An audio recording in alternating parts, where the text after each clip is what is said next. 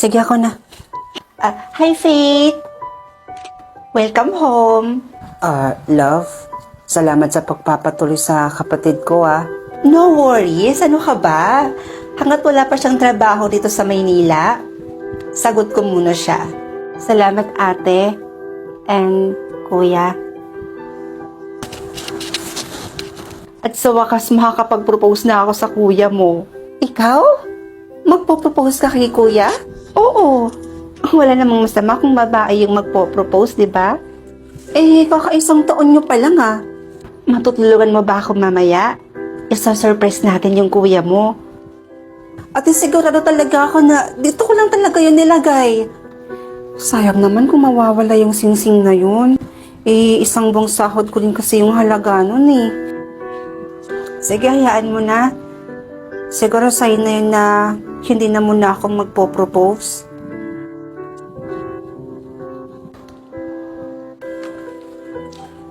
Bumili ka ng bagong singsing? Oo. Hulugan to sa credit card ng kaibigan ko. Sabi nga nila, di ba? Kapag gusto, maraming paraan. Kailan niyo po balak mag-propose kay kuya? Mamayang gabi, agad-agad. Tulungan mo ako Magso-surprise tayo. Ayun na yung kuya mo.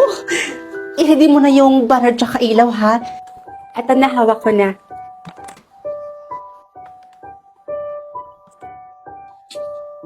Kaya na.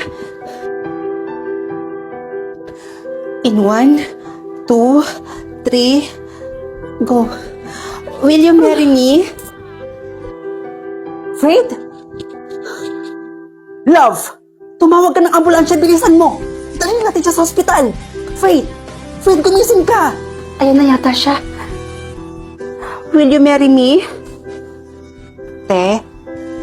Ate, pasensya na pero wala si kuya Nagpabili kasi ako sa kanya ng cellphone. Kailangan ko kasi ng bagong cellphone ngayon para sa ina-applyan kong trabaho. Sorry. Hindi, okay lang. Okay lang. Sige ate, maliliko muna ako. Sige.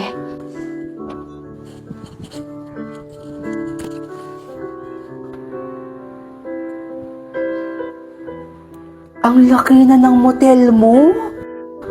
Asensado talaga tong best friend ko na to. Mahirap din magpalakad ng motel, Siya nga pala, bakit ka napadalaw dito?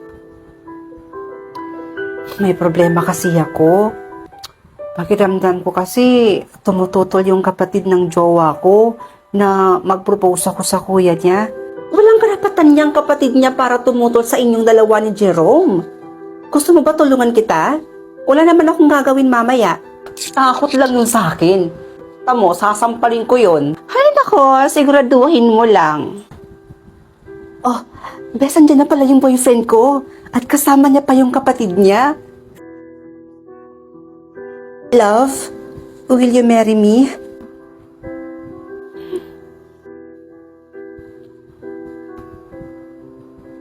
Teka, yan yung sinasabi mo na jowa mo at yung kapatid niya? Oo. Bakit?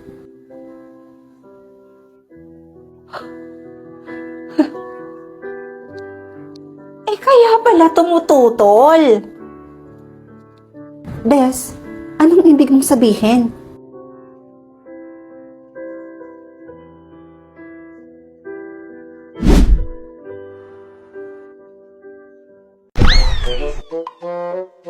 Hoy bata ka, kanina ka pa dito sa kwarto mong nagkukulong, panay ka cellphone. Baka naman gusto mo namang lumamon muna Nagagalit na doon si mama sa baba. Bumaba ka na dyan, kumain ka muna doon. Panay ka cellphone. Ate, mauna ka na doon. Tatapusin ko lang yung pinapanood ko.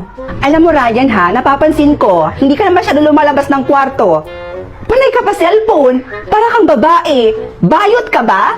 Lo, si ate, bayot ka agad. Ano pa yung pinapanood mo dyan sa cellphone mo? Movie na naman. Movie. Ano nga ba? Alam naman, paborito ko manood ng movie. So magkano naman yung binabayad mo dyan sa kakanood mo ng movie na yan? Ang mahal nga 599 yung bayad ko dito. Ano? Ang mahal Pwede ka namang manood ng movie nang hindi ka na nagbabayad.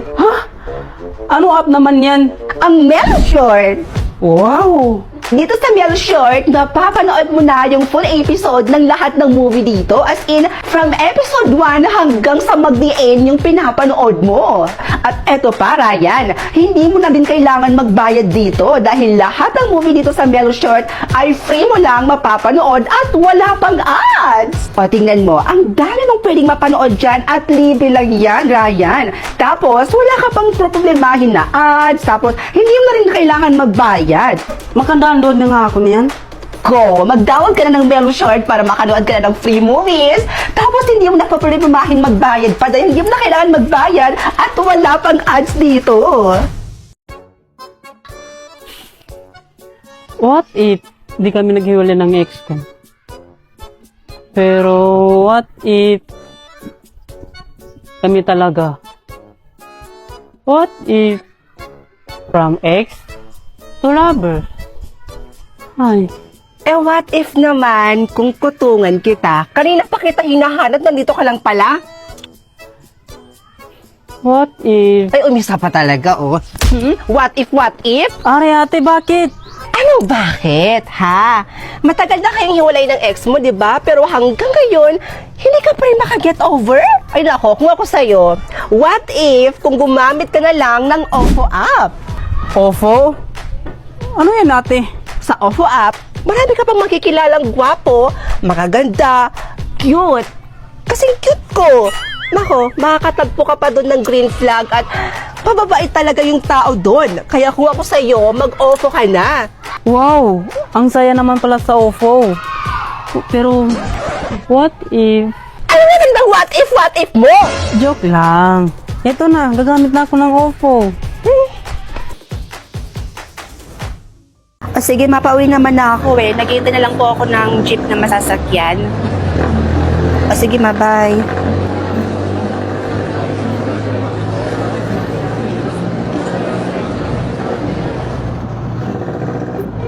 Hi. Maghihintay ka rin ng jeep? Oo.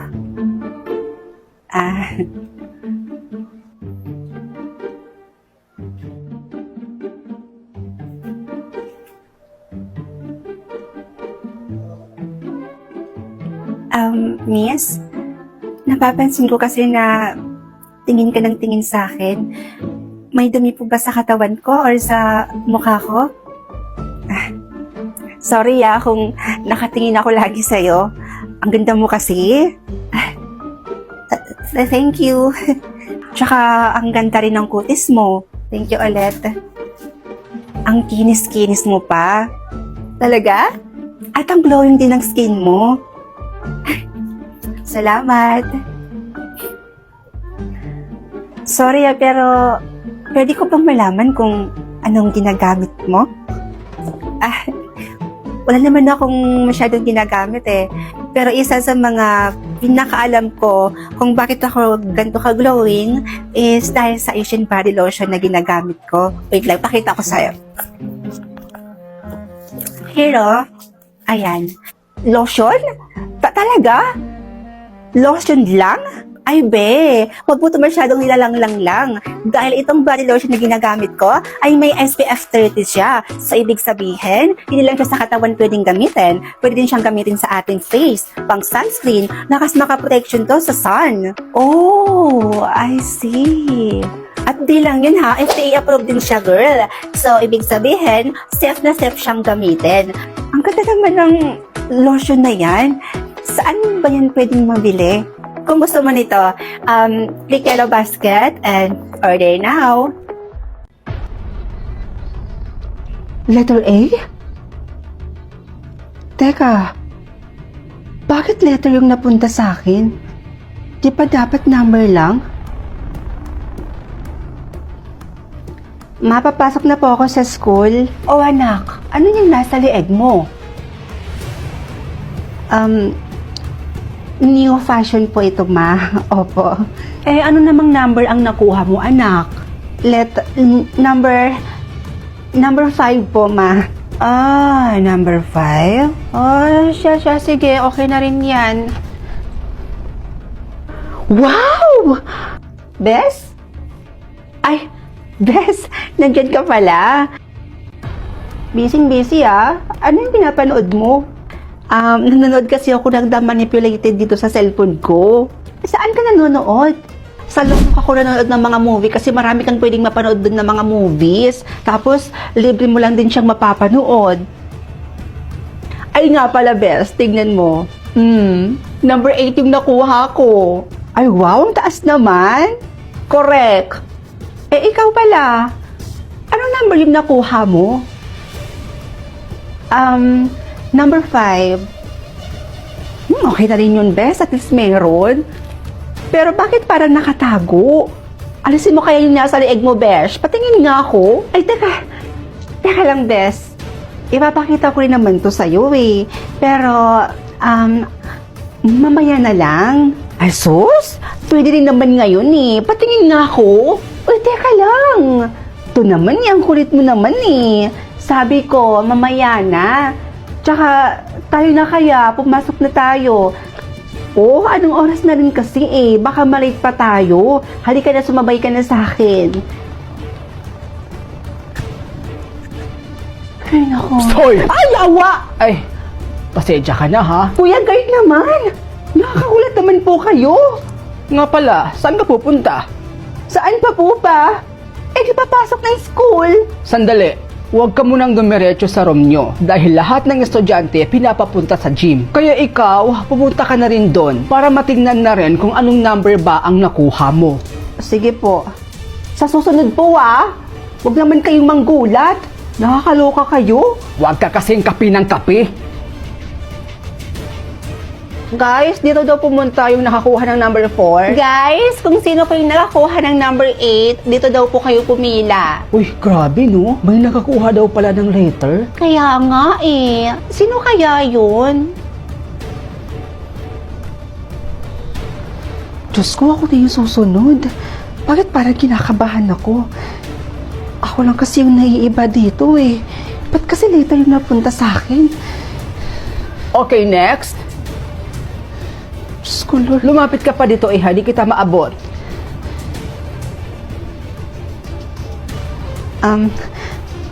Sir, pwede po bang bukas na lang po i-check yung sa akin? Iha, huwag na natin tong patagalin. Ipakita mo na lang kung ano yung number na nakuha mo.